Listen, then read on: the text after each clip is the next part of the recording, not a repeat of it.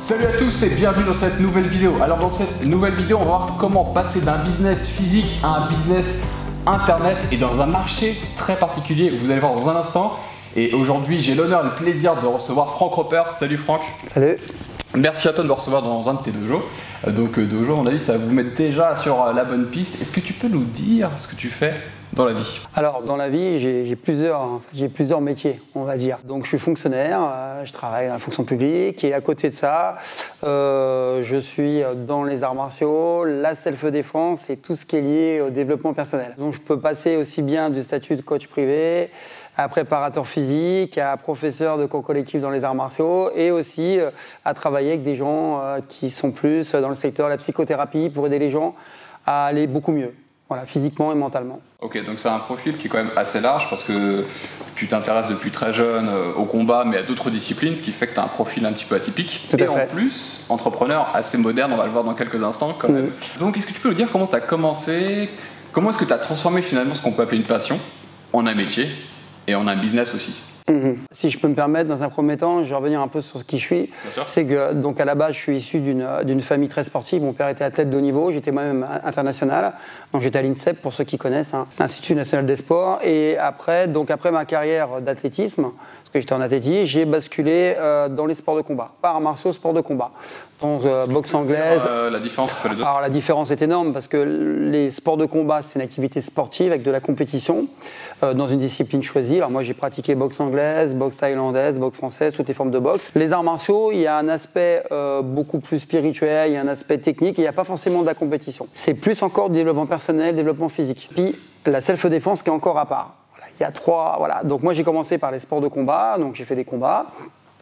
Et puis à un moment donné, je me suis posé des questions, j'ai vu que j'étais pas forcément bien là où j'étais. Donc moi, ce qui me manquait, c'est l'aspect mental. Alors il y a le mental, bien sûr, lié à la compétition, hein, déterminer, travailler tout ce qui est autour pour devenir meilleur, mais c'est pas ça que je voulais, c'est être mieux dans la vie, comprendre un peu comment je fonctionnais et ce qui me permettait de mieux évoluer dans la vie. Donc là, j'ai basculé dans les arts martiaux. Donc j'ai pratiqué pratiquement tous les arts martiaux, au moins une année. Et je me suis spécialisé en Pencak Silat, qui est un art martial indonésien. Mais pareil, j'ai fait, on va dire, sans prétention le tour, à un moment donné, au bout d'une quinzaine d'années, et je me suis spécialisé dans la self-défense, où j'ai voulu extraire les techniques les plus performantes pour se défendre. Et encore une fois, j'ai travaillé à côté l'aspect mental qui est très important. Et c'est là que tout s'est passé, où que j'ai choisi d'aller rencontrer des gens qui étaient spécialisés dans des disciplines telles que l'hypnose, la sophrologie, tout ce qui est lié en fait à la neuroscience, à l'aspect mental. Et là, j'ai pu, travailler pour avoir un physique en forme, donc là c'est la préparation physique, avoir les techniques pour me défendre, donc là on parle de techniques pures d'arts martiaux et de self-défense, et l'aspect mental qui est très important. Donc tout ça réuni, j'ai fait un peu ma tambouille, hein, et puis je suis arrivé à faire une méthode. Alors j'ai appelé mon école l'Académie Franck Ropers, mais en fait c'est l'école d'arts martiaux, mais à côté j'ai créé ma méthode que j'ai appelée Ropers Evolution. C'est une méthode où j'ai mis tout ce que j'ai pu acquérir au long de ma vie, parce que j'ai bientôt 55 ans, donc depuis l'âge de 5 ans, il y a de quoi faire. C'est clair. Alors c'est là où on va s'attarder là-dessus, c'est que tu nous dis, tu fais une méthode, donc tu as créé une méthode, et là on est dans une de tes salles où tu donnes des cours aussi. Donc comment est-ce que tu es devenu un passionné, un pratiquant, aussi entrepreneur, puisque le but de pouvoir construire une méthode, c'est de pouvoir enseigner et puis aussi monétiser d'une part. Forcément, ta compétence étant haute, il y a une prestation derrière. Alors, comment ça s'est structuré tout ça? Alors, c'est assez paradoxal, c'est qu'à l'origine, il n'était pas question de monter un business, hein, pas du tout. Moi, je suis quelqu'un... Voilà, je suis un éducateur de base. Je suis quelqu'un qui a toujours aidé les jeunes dans les quartiers, qui a toujours été allé vers les autres pour essayer de les aider. Et en même temps, j'aime l'échange, j'aime l'humain, en fait. J'aime l'homme dans sa globalité et j'ai vu ça comme un échange. C'est que je me suis dit, à quoi ça sert d'être sur Terre, d'emmagasiner un tas d'informations, les garder pour soi et puis partir comme beaucoup et rien laisser. La vie, c'est ça. Le cycle de la vie, c'est que tu es papa, tu éduques tes enfants, tu les aides, et après ils s'envolent et ils vont faire pareil. Pour moi, la vie, c'est ça.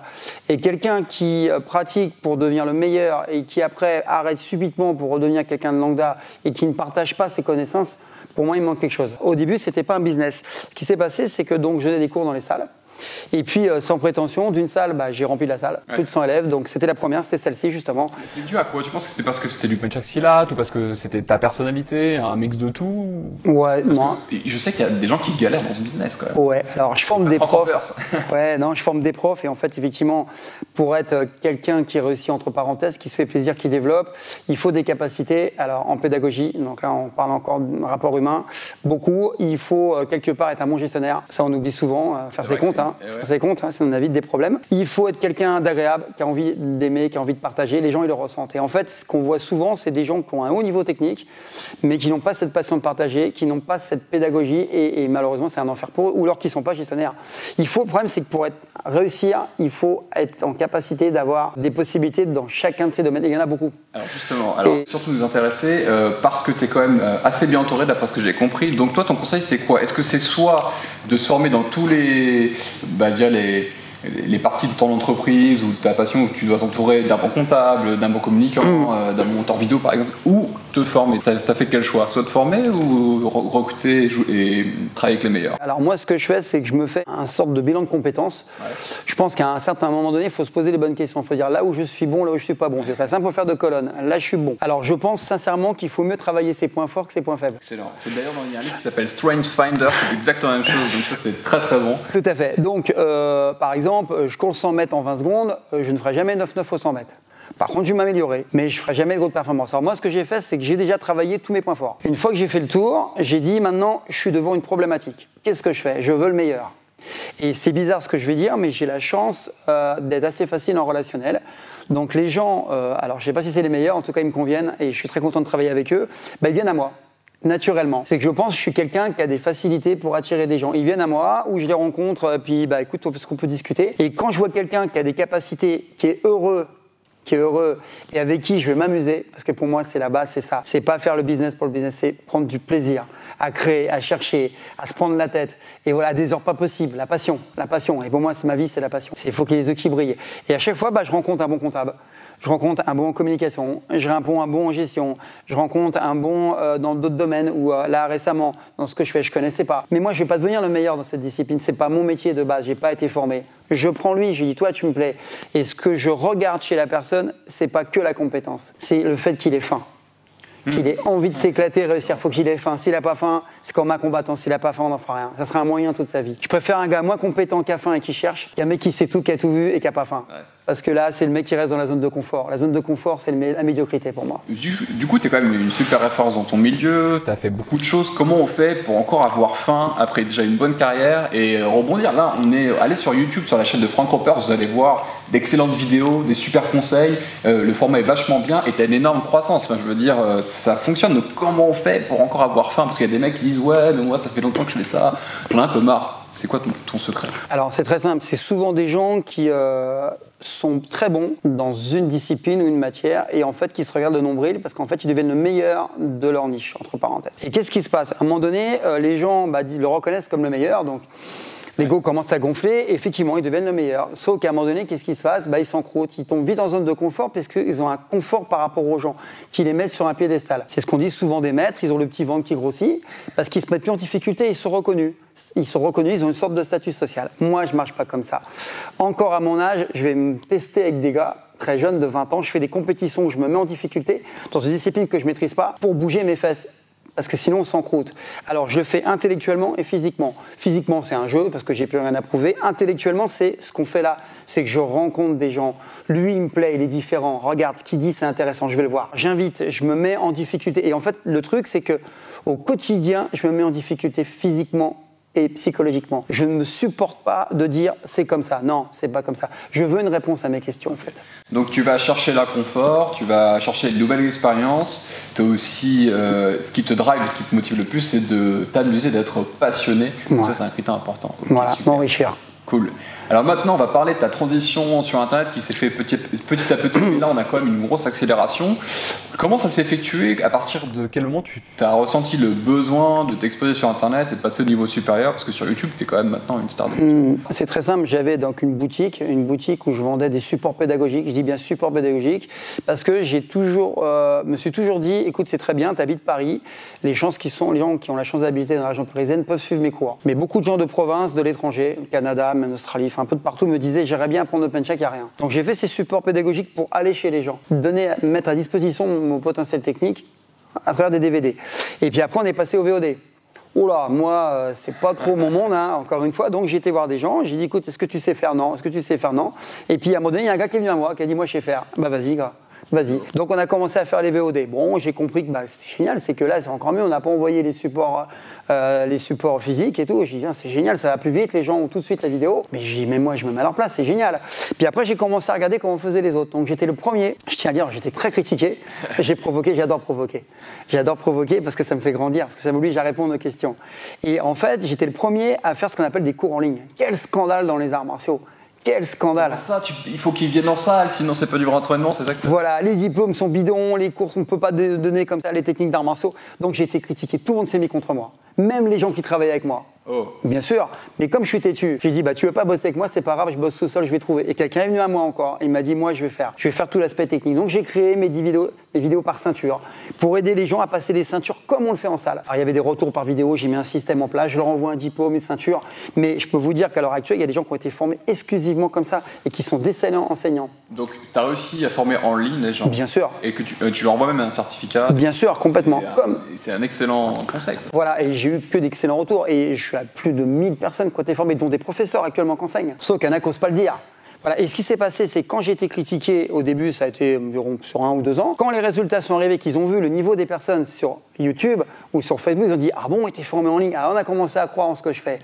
Et je leur ai dit « Mais il y a bien des cours par correspondance. Ongle CNED, on connaît, les cours, ça existe. Pourquoi on ne le ferait pas pour du physique? Apprendre à faire des pompes, à faire un coup de poing, il suffit de reproduire. Ce qu'on appelle la pédagogie du modèle. Donc j'ai fait des supports avec une pédagogie très particulière, ce qu'on appelle la pédagogie du modèle, pour que les gens soient à l'aise. Et ensuite, qu'est-ce qui s'est passé? Après, on m'a dit « Mais tu as tellement de connaissances, Franck, s'il te plaît, explique-nous ce qui se passe à ce niveau-là. Explique-nous comment fonctionne le corps, ce que c'est, pourquoi quand je combats, j'ai le cœur qui monte vite, ce qu'on appelle l'activité du sympathique. Qu'est-ce que c'est que le parasympathique? » Ils ont vu que j'avais des connaissances, donc les gens m'ont demandé. Donc moi, j'ai simplement répondu. Et ce qui s'est passé, c'est qu'au début, j'ai fait des vidéos physiques, alors soit des coups de poing, des coups de pied, des coups de coude. Et puis YouTube, j'ai pris ça comme un jeu. Moi, je voulais même pas mettre des trucs sur YouTube. Parce que je suis assez critiqué avec mes vidéos, mes cours en ligne et tout. Et le problème, c'est que quand j'ai commencé à faire des vidéos, j'ai vu que ça plaisait et puis c'est monté, tout doucement. Mais on m'a même dit l'anecdote, on m'a dit Franck, il dit tu vas voir sur YouTube, tu vas commencer à être connu. J'ai dit écoute, moi je veux pas être youtubeur, j'ai pas 20 ans. Hein. Moi je suis un vieux monsieur, fous-moi la paix avec ça, YouTube c'est pas pour moi quoi. Et en fait, je suis devenu youtubeur sans le vouloir. Voilà, par le jeu. Et des vidéos physiques, technique, on va dire, pure martial, j'ai commencé à parler de développement personnel. J'ai dit attention, on se bat pas tous les jours. Par contre, être mieux dans la vie de tous les jours, on se bat au quotidien avec des choses qui nous posent problème. Donc, faut être plus fort mentalement que physiquement. Parce que tous les jours, tu te bats avec ton patron, avec tes enfants, tu as du mal à communiquer. Tu te bats combien de fois physiquement, heureusement d'ailleurs, dans la vie de tous les jours. Deviens meilleur au temps quotidien et tu verras meilleur aussi en combat, à mon avis. Et en fait, c'est là que j'ai commencé à intégrer doucement mes connaissances en psychologie, en neurosciences, mes connaissances modestes. Hein, et j'ai commencé à avoir un discours qui parlait aux gens, pas un discours trop technique. Et petit à petit, ça s'est développé. Voilà comment je suis arrivé en fait. Alors ça c'est super important et ça peut vous parler vous aussi si vous avez une activité où traditionnellement c'est en dur qu'il faut venir et vous êtes un petit peu sur la réserve, vous n'osez pas trop y aller. Franck c'est vraiment l'exemple même qu'en cassant les codes de son activité, on peut vraiment apporter la valeur aux gens. Et la deuxième chose que je remarque chez Franck qui est très important, c'est la pluridisciplinarité. C'est ça. C'est bon, pas facile. On est bon. Et le fait qu'il se développe sur plein de plans pour enrichir son système de pédagogie et de son enseignement. Et c'est pour ça que aussi tu as des élèves qui ont d'excellents résultats et qui deviennent des professeurs et qui sont des exemples dans ce qu'ils font. Donc ça, c'est super. Est-ce que maintenant que tu connais ce qu'on appelle le YouTube Game et un peu le business sur Internet, est-ce que tu vois un gros conseil ou 2 gros conseils sur... ce qui, toi, t'es venu tout de suite à l'esprit, où t'as remarqué, ah tiens, ça fonctionne, ou ça, c'est pas du tout ce qu'il faut faire. Parce que tu nous parles beaucoup de données, beaucoup d'apporter de la valeur, etc. Mais est-ce que t'as quelque chose à partager aujourd'hui qui serait comme un résumé de ton expérience sur ça? Alors déjà, pour moi, c'est être le plus naturel possible. En fait, on sait des choses, on le dit naturellement. Pas s'inventer des hauts niveaux de technicité, pas jouer au scientifique. Je suis conscient que je suis pas psychothérapeute, je suis simplement un athlète à la base qui est devenu un enseignant et qui est devenu quelqu'un qui partage ses connaissances. Rester humble par rapport à ça, avec ses limites. Quand je ne sais pas, et ce que je vais faire dans très peu de temps, je vais devenir un spécialiste. qui va m'apprendre des choses et qui va apprendre, mais je ne me prétends pas connaître. Donc je fais venir des gens, je fais intervenir des spécialistes. Donc là, c'est génial, encore une fois, c'est de l'enrichissement. Voilà. Et la première chose. La deuxième chose, c'est que ne pas s'enfermer dans la connaissance du moment. Ce qui est valable aujourd'hui ne le sera pas forcément demain. Et très très important, c'est adapter le contenu au public. Je m'explique. Les gens me disent, Franck, je veux être musclé. Tout de suite, c'est le programme, on peut finir 5 fois par semaine, 2 heures en salle de musculation, ce n'est plus possible. Les gens n'ont pas le temps, les gens n'ont pas envie, donc les gens vont y aller 2 mois, ils arrêtent. Il suffit de voir les statistiques, j'étais professeur dans les salles de musculation, les gens abandonnent. Non, non, je vais dire à la personne, voilà, ce qui fait grossir, c'est le fait d'anaboliser. Il faut que tu anabolises ton corps. Après manger, tu vas pas faire 6 repas par jour avec des protéines en poudre, il va le faire 3 mois. Non, je vais l'apprendre à manger différemment pour grossir. Donc qu'est-ce qui se passe? J'adapte mon entraînement. Et le premier, alors ça m'a fait marrer parce que bon, Tim Ferriss, il y en a qui connaissent, ça me parle beaucoup parce qu'effectivement, la semaine de 4 heures, tout le monde connaît, mais il a parlé de musculation. Ce qu'il dit, je le fais déjà depuis 20 ans, c'est qu'en fait, je fais la charge minimum pour le maximum de résultats. C'est la méthode des 80-20, mais elle existe. Tu viens de sortir un truc, on parle de la dose minimale effective dans le livre The 4-Hour Body de Tim Ferriss en français, c'est un corps d'enfer en 4 heures, et là, tu viens de sortir un truc qui vaut son pesant de cacahuètes. C'est qu'effectivement, c'est l'exemple que j'ai, c'est pareil, c'est tu vas apprendre l'anglais. Tu vas aller en Angleterre et au bout de 6 mois, tu vas maîtriser 80% du dialecte. À quoi ça sert de passer ta vie pour passer de 80 à 100? Parce qu'il te faudra une vie pour maîtriser parfaitement la langue sans faire de faute. Alors qu'en 6 mois, tu peux déjà avoir la résultat. Et ça, c'est excellent ce que tu dis. Donc si quelqu'un comme Franck Ampère te dit, c'est que effectivement ce concept est excellent. Donc très bon conseil. Je vous vraiment propose d'aller voir donc The 4-Hour Body de Tim Ferriss, le chapitre sur la dose minimale effective. C'est exactement ce que tu dis. Alors, c'est ce que je pratique au quotidien. En fait, j'ai lu ce livre, en sachant que je pratiquais déjà ça. Hein. Et quand j'ai lu ce livre en vacances, mais j'ai dit, mince, c'est ce que je fais. En fait, j'ai toujours optimisé. C'est que, voilà, le meilleur exercice pour les biceps, c'est ça. La meilleure frappe, la frappe la plus puissante, c'est celle-ci. Et en fait, j'ai dit, pourquoi je vais t'apprendre 50 techniques? 3 suffiront dans 80% des cas. La fameuse loi Pareto. Ouais. La fameuse loi qu'on connaît dans le business des 80-20. Mais moi, je l'applique au quotidien. Je l'ai appliqué quand j'ai repris les études, parce que moi, je suis un gars de la rue qui s'est construit tout seul, hein, qui a repris les études après. J'ai dit, mais je vais pas me taper 10 bouquins. J'ai fait des fiches. J'ai pris minimum pour la moyenne. Et après, je brode avec l'intelligence, le développement, pas d'apprentissage scolaire, j'y crois pas, parce que on le perd. Que quand on comprend comment ça fonctionne, quand on a les bases, quand on a ce qu'on appelle la trame, bah c'est facile. Et mes écoles d'arts martiaux, je les ai construites comme ça. Mon business, je l'ai construit comme ça. Quand j'ai fait les cours en ligne, je l'ai construit comme ça. Quand j'entrais dans la musculation, je construis comme ça. En fait, j'ai tout fait par rapport à ça. J'ai appliqué cette voie que je ne connaissais pas, hein. Mais j'ai dit, c'est marrant, il y a quelque chose qui revient tout le temps. Et bien sûr, naturellement, je l'ai senti à l'âge de 16 ans, moi, ça. Et tu l'as structuré de partout. Voilà, et j'ai tout fait sur le même schéma. Tout. C'est excellent, ok. Alors maintenant, je vais te poser la question qui demande de se remettre en cause et d'analyser son parcours. Si c'était à refaire, qu'est-ce que tu referais différemment, Franck? Alors c'est assez bizarre, je pense que je ferais la même chose. Alors pourquoi? Pourquoi? Alors j'ai fait des erreurs dans ma vie, j'ai connu quelques échecs, mais ces échecs m'ont permis de devenir meilleur parce que j'ai pas dit j'ai échoué, j'ai dit pourquoi j'ai échoué. Soit j'y croyais pas, c'est souvent le cas, ou soit j'ai mal construit, les fondations n'étaient pas solides, le business n'était pas bien fait. Pourquoi je referais pareil? Parce que je me dis si j'en suis arrivé là, c'est pas parce que je suis passé par certaines écoles où je me suis basé que sur l'aspect théorique. C'est que j'ai travaillé sur l'empirisme, hein, sur le test, j'ai testé. Et après, ce que j'ai fait, c'est que j'ai été voir des gens qui m'ont dit pourquoi je ressentais ça. Parce que des fois, je ne trouvais pas.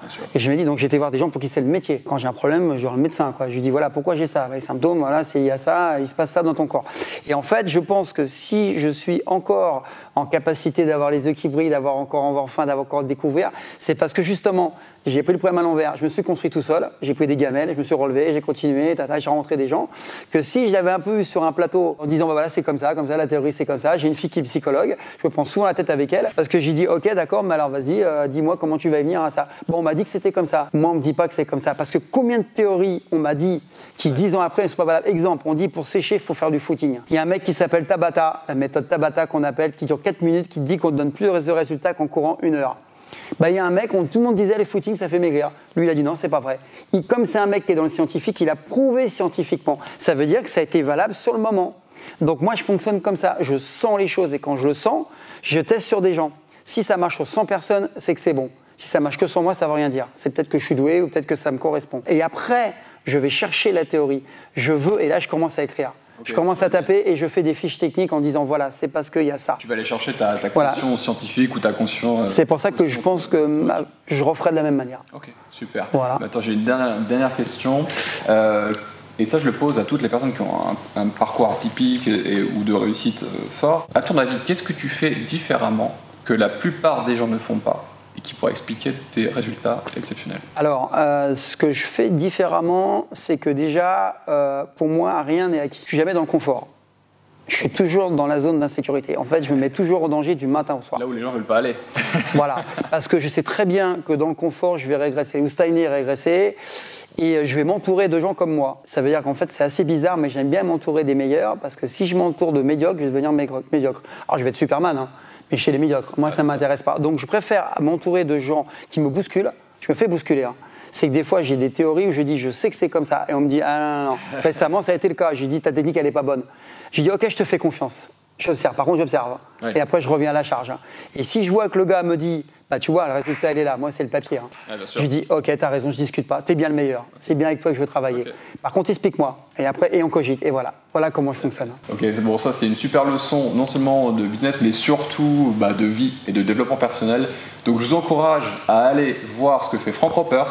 Donc sur sa chaîne YouTube, qui a déjà plusieurs centaines de milliers d'abonnés, peut-être que quand tu regarderas cette vidéo hier, il sera peut-être au-delà du million, ce qu'on le souhaite.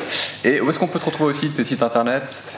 Alors, oui, on peut aller sur le site Académie Frank Ropers, hein, avec mon nom, sur Ropers Evolution, qui est là, qui est beaucoup plus vaste. Académie Frank Ropers, c'est le punch axillate, un peu la self-défense. Ropers Evolution, c'est toutes mes connaissances mises avec des items, en fait. Okay. Voilà, tu veux travailler telle chose, bon, abdos fessiers. Tu veux un fessier bombé, c'est ridicule, hein, mais ça peut être du fessier bombé. Je veux le meilleur exercice. Et j'explique comment faire. Je veux pouvoir gérer mon stress. Pourquoi il se passe telle chose physiologiquement quand je passe un examen? Pourquoi j'ai les jambes qui tremblent? Je fais une explication. Comment tu peux reprendre confiance en toi pour cette chose-là? En fait, je réponds, j'ai pris les informations des gens, ce qu'ils posaient, je les ai recoupées, j'ai fait un tableau Excel, en fait, c'est très simple. Et j'ai dit, voilà, il y a beaucoup de gens qui demandent, et je réponds. Je réponds spécifiquement en disant, ne perds pas de temps. Je veux ça, je te dis ce qu'il y a de mieux, t'as pas de temps à perdre. Va pas chercher midi à 14h, c'est ça qu'il faut. J'ai testé pour toi. Je teste pour les gens, je suis un testeur en fait, je fais de la recherche. Ça marche. Alors pour revoir les résultats des recherches de Franck, il faut cliquer juste en dessous. Si t'as aimé la vidéo, n'hésite pas à la pouce bleutée, à la partager massivement autour de toi. Et pour aller plus loin, n'hésite pas à télécharger ma formation gratuite pour démarrer un business sur internet qui te rend libre et te met à l'abri. Tu cliques sur le lien aussi qui est ci-dessous, tu rentres sur une nouvelle page, tu rentres ton prénom, ton adresse mail et je te donne accès directement à ton adresse email. Je te remercie sincèrement. Merci beaucoup. Merci à toi. Merci pour ces leçons et n'oublie pas, c'est toi qui décides. Allez, ciao. Au revoir.